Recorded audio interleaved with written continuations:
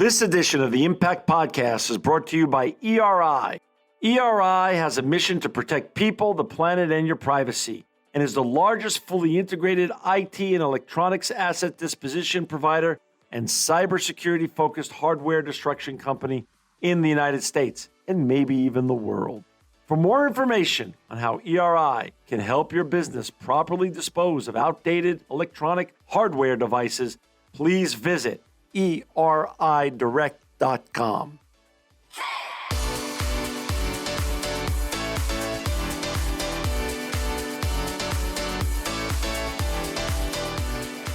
Welcome to another edition of the Impact Podcast. This is a very special edition of the Impact Podcast because I have my longtime friend on with us today, David Abel. David, welcome to the Impact Podcast. Nice to see you, John. A long relationship, which I treasure. Yeah, me too. 30 years or so, and you and your beautiful wife, Brenda Levin, have been both inspirational to Tammy and myself and aspirational to us because it's just incredible, both of your careers and what you both have accomplished and you're still accomplishing. And it's just an honor always to have you on to be talking about the current state of affairs of where we are and where we're going. And I always learn from you. And for our viewers out there who haven't met David before, he's way beyond just the chairman and the founder of the Verde Exchange. And if you haven't ever heard of the Verde Exchange before, you could go to verdeexchange.org, verdeexchange.org. But David, you've been on this show before, but share with our listeners your fascinating background before even founding the Verde Exchange 14 years ago, and then the lead up to founding it, why you founded it 14 years ago, and sort of where we are today. John, I'd be happy to give you a version of the roadmap. I've been doing this 40 or 50 years. Mostly, I say I'm a product of the 60s, studying economics and eventually law and education, but interested in being a social entrepreneur. I wanted to be entrepreneurial, but I was very committed to the civic sector. Was what was called a Coro Fellow in the 60s, went on to run that organization, which is a made-up word, but it's an organization for 90 years that's been a vehicle for preparing people for civic life. And in fact, today, there are 4 Coro graduates, and there are 12 in a program every year in 4 cities that rotate business, labor, government, political campaigns. There are 4 U.S. senators that are Coro graduates, Feinstein and Padilla in California, Bennett in Colorado, and Kane in Virginia. So 4 out of 100, when the program is pretty small, is a testament to that kind of real training, real life training in what we call the civic arena. So I was a product of that, a product of the 60s, a product of that training, came back to run that program, and then got involved, as one might expect in the 80s, in cable television. And I did the marketing and representation for multiple companies in 20 franchise battles all over California and outside California, because you're meshing local agendas, local values with the promise of cable television. That led me to be asked to do 2 or 3 other things which have defined my business career. One is to help a small cab company in Wilmington, California, buy Yellow Cab and become the cab franchise for the '84 Olympics. That cab company grew to be the largest cab company in the Western United States. And it grew a new entity called Super Shuttle, which was a shared ride vehicle to and from airports that was in over 20 cities around the country. And about 14 years ago, that company got bought out. I was liberated. I was a board member, a shareholder, an advocate for them. My son had become a green advocate coming out of Stanford, and I needed to figure out a way to have a 15-minute conversation with him. And somebody asked me to fill a hole in the convention center's agenda, and we created a green tech conference called Verde Exchange. Why Verde Exchange? Because Antonio Villaraigosa had just become mayor, and we didn't want to call it Green Exchange. So he said Verde Exchange, as he often corrects me when I say the term. And that was inspired in part by what General Electric was doing at the time. I remember being on the stage at then NBC, owned by GE, with Immelt, the president and CEO of GE, and 15 CEOs on the stage with them, from railroads to all kinds of companies involved with him. And I said, this is not the green environmental movement that I remember from college. This is something that tends towards $1 trillion or more economy. I'm interested in it. That became our model. So the Verity Exchange became a global platform in California looking at energy, water, transport, finance, now many other things like blue tech and ESG and trade agreements and their impact on climate change. But it always was a cross platform vehicle. It had 50 some panels over 2.5 days. You were a part of those in the early days. Yep. We had receptions at the Japanese and Canadian consulates that were part of that program that allowed people to build business relationships. And our theme was always what's impacting the market, what's in market, about to be in market, and needed in market in this clean tech environment. And you and I have both seen an evolution over 14 years of those markets. And I just was corrected by my friend, Congressman Earl Blumenauer, yesterday, who said it's not $1 trillion market, which was on our website. It's a multi-trillion-dollar economy. And Right. you know that really well. So Yeah. that's been a part of my life, not only the only part of my life. We publish, we involve civically in a number of organizations and play a serious role with those organizations. I've taught at USC, down at San Diego, at USC and at UC San Diego on regional issues and equity issues and economy issues. So that's a part of, I'm still a social entrepreneur, but it's evolving with age. And now I'm with two shots, I'm liberated. Hey, David, explain a little bit to me and our audience, though. Social entrepreneur is really a new term. It's literally something that started evolving late 90s and the 2000s. You were 30 years ahead in your desire to be a social entrepreneur. Where did that come from? A family member, mom or dad, or other family members? Or was it just a sign of our times, of JFK's famous words about do more, for our country than what we're asking our country for? Where did that emanate from, and how did you even think of that? Because it wasn't part of our vernacular back then. Yeah, well, I'll simplify it by saying I'm a child of Main Street merchants who grew up in the mid 60s, studied at the London School of Economics, traveled Europe and Asia, and was an Robert Kennedy Fellow in South Carolina for 2 years, Wow. working on the issues that mattered. And I wanted to, I believe in the power of the market and the Okay. power of the private sector, but I like to harness it to the public and civic agendas of our time. So the marrying of those two was the vehicle for talking about being a social entrepreneur. I don't think I could have worked for an ARCO or an AECOM or whatever. I rather had my own firm, which was deeply involved in all those companies. And I've been a board member of NASDAQ companies and private companies as a vehicle to do that. But I'm not an institutionalist in the sense of a private sector company guy. Got it. Yeah. You love policy. You're so good in the policy stuff. And I give you so much credit on that. So now that you've given us the origin on the Verde Exchange, and again for our listeners and our viewers, to find the Verde Exchange, please go to www.verdeexchange.org. You have a conference that I'm going to be involved with coming up at the end of the month. But talk a little bit more now about the differentiators. Why is Verde Exchange different than other green conferences that exist today? And a little bit more about who your target audience is and how it keeps evolving and succeeding so well. Well, John, I guess I would say that it's because, unlike most green conferences, it really is focused on the marketplace, on market makers. Okay. We're only interested in policy as it impacts the market. We're interested in entrepreneurs, initiatives, product lines. When we talk to BMW, it's about how they're watching what the city of LA is doing with respect to mobility, because that's influencing their whole production line. When we talk about water, we're talking about the change of direction from importation to reliance on recycled water, which, as you know, in the Southwest and California, changes the whole dynamic.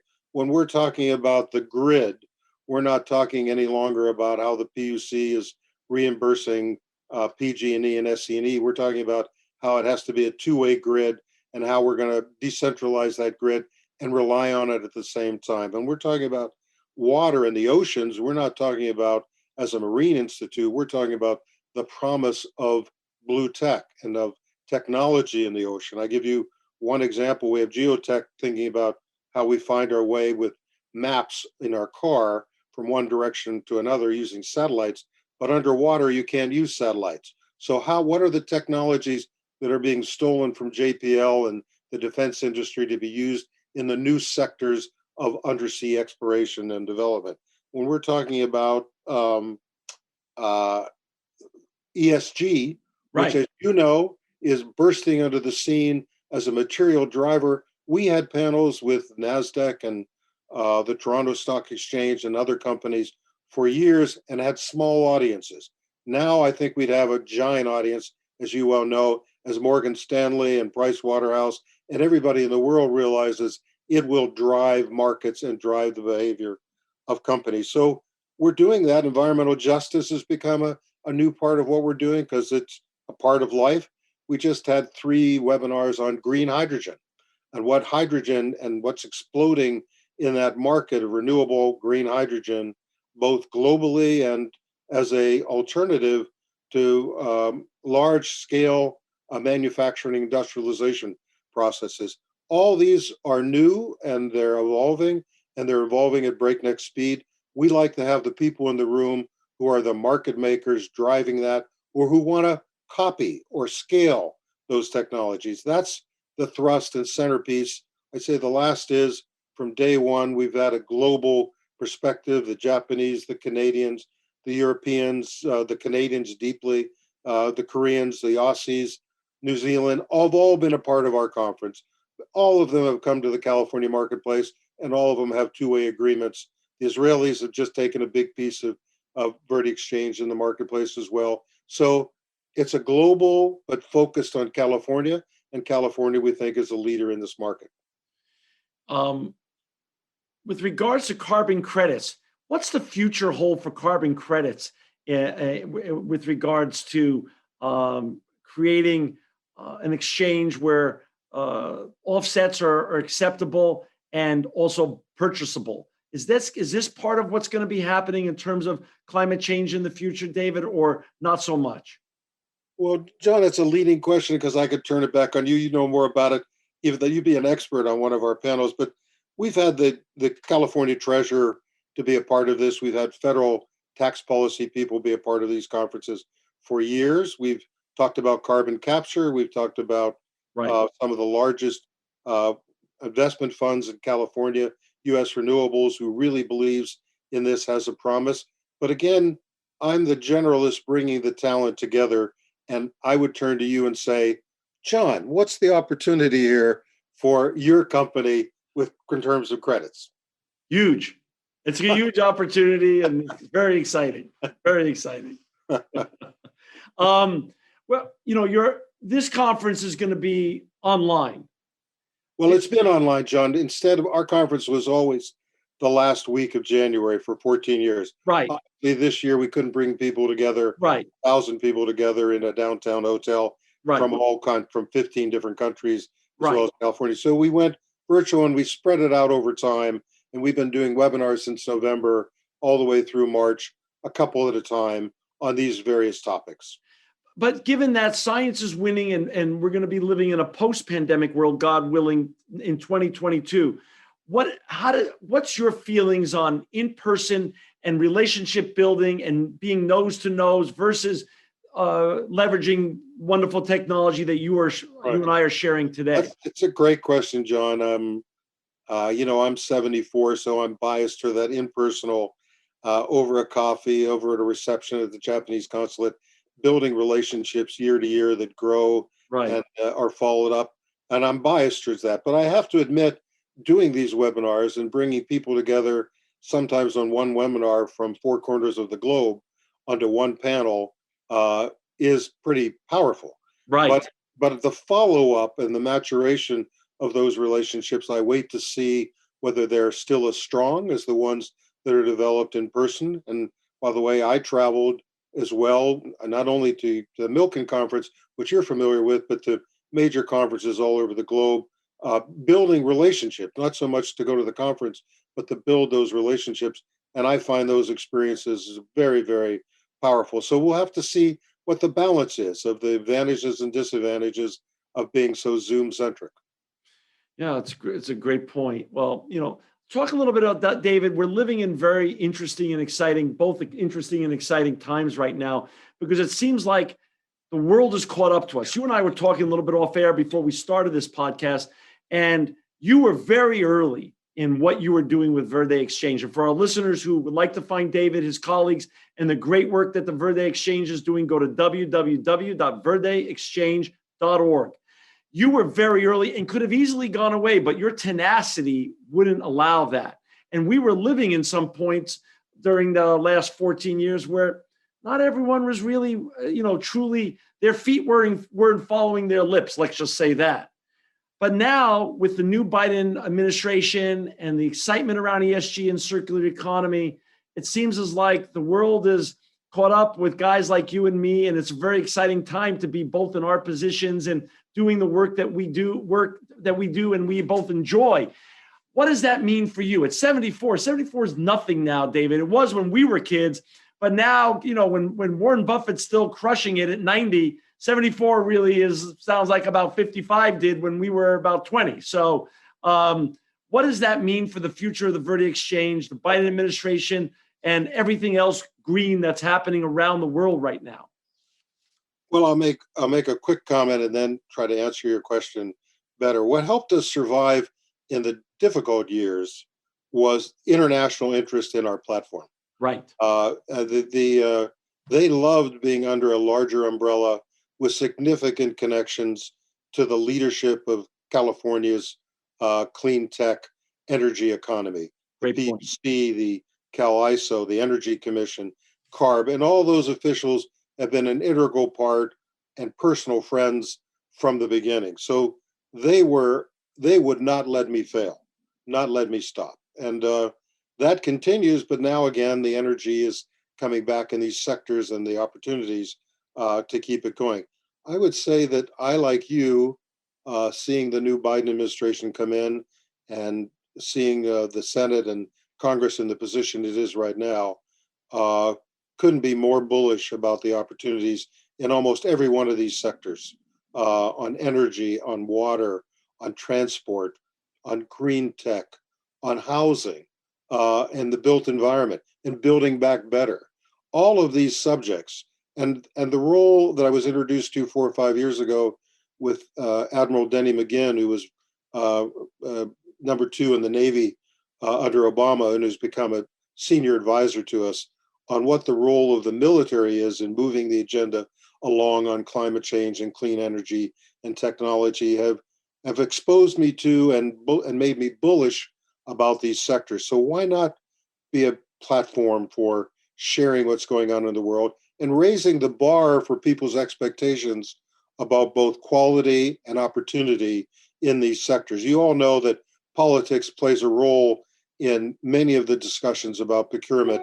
We want the politics not to be the only metric in these decisions. We want to push the envelope every time a procurement decision is made to steal ideas from Denmark or Japan or Korea or South Africa or wherever to push the agenda. We want electric recharging to be from the streets as they are in Israel, not just from charging stations. So every innovation we can share and bring to the attention of procurers in this market, we feel positive about.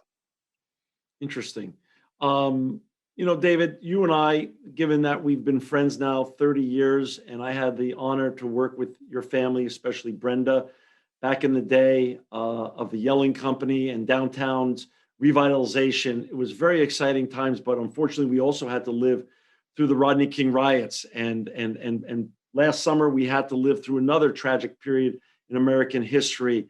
I read a great line recently by Senator Cory Booker, and he said, "If America hasn't broken your heart, then you don't love her enough." How hopeful are you in terms of, I know you love our state of California, and I know you love our democracy more than most people I've ever met in my entire life. Where are we now, and where are we going in 2021 and beyond in terms of the success of this experiment called the U.S. democracy? And are you hopeful about the path ahead?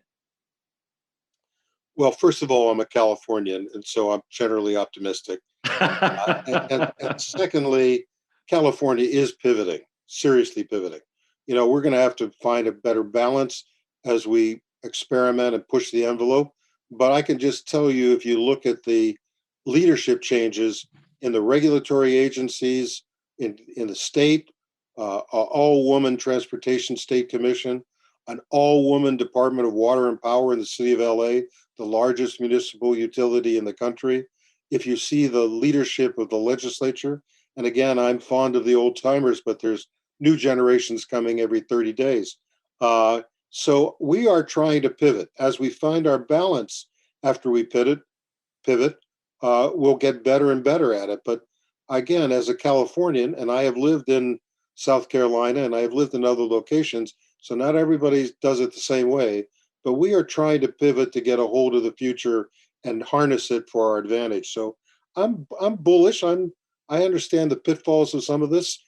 Sometimes experience is cast away in favor of representation, but it sorts itself out. So again, I conclude as a Californian, I'm bullish. That's good. I love that. I love that hopefulness for our listeners and viewers also to see the panel that I'm going to be involved with, policies and technologies for California waste and recycling crisis. You could go to verdeexchange.org, verdeexchange.org. David, do you have any other plugs you'd like to give for your great platform and organization before it's time for us to wind it up today? Well, just the secret in spelling out Verde Exchange is what we did in year one, is we spelled it VERDEXCHANG, Verde Exchange, because we wanted to emphasize the market nature of the exchanges. But I think you've done a terrific job of sharing this platform and its opportunities. We welcome you to participate. We've been like the Milken Conference and others, a pretty expensive ticket in the past, but not this year. When we went virtual, our sponsors stepped up, and so it's pretty easy to sign on and register and be a part of this. We'll see what happens next year when we try to find a blend between Zoom and in person. But we welcome you all to participate. There are two on March 30th.